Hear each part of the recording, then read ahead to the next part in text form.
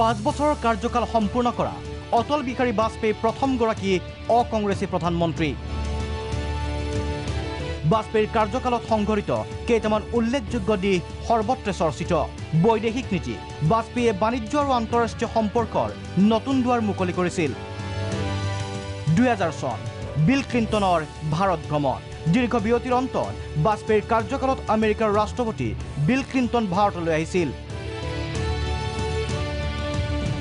আৰম্ভ হৈছিল আমেৰিকাৰ সৈতে নতুন সম্পৰ্কৰ। ভাৰত আৰু চীনৰ সীমা সমস্যা দূৰ কৰিবলৈ চলাইছিল প্ৰচেষ্টা। দক্ষিণ পূব এছিয়াৰ সৈতে সম্পৰ্ক ৰক্ষাৰ্থে আৰম্ভ হৈছিল লুক ইষ্ট পলিচি।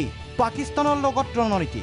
19 ফেব্ৰুৱাৰী 1999 চন দিল্লী লাহোৰ বাছ সেৱা আৰম্ভ।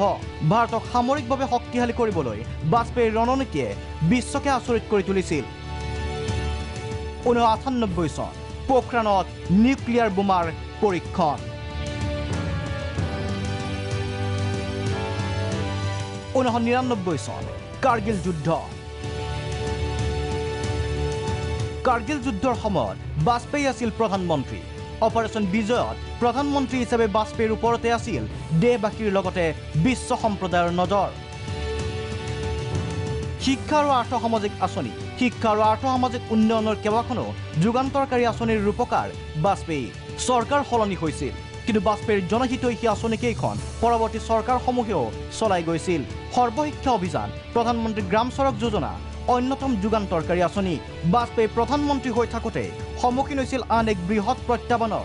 24 ডিচেম্বৰ 1999 চন কান্দাহাৰ প্লেন হাইজেক। সন্ত্ৰাসবাদীৰ দাবীৰ ওচৰত সেও মানিবলৈ বাধ্য হৈছিল বাজপেয়ী চৰকাৰ। তিনি বন্দী সন্ত্ৰাসবাদীক মুকলি কৰি দিছিল ভাৰত চৰকাৰে। গুজৰাটৰ সাম্প্ৰদায়িক সংঘৰ্ষ আৰু মোদীলৈ বাৰ্তা। গুজৰাটত সাম্প্ৰদায়িক সংঘৰ্ষই লৈছিল ভয়ংকৰ ৰূপ। হাজাৰৰো অধিক লোকৰ মৃত্যু, কেইবাহাজাৰো হৈছিল গৃহহীন। সমালোচিত হৈছিল সেই সময়ৰ গুজৰাটৰ মুখ্যমন্ত্ৰী নৰেন্দ্ৰ মোদী।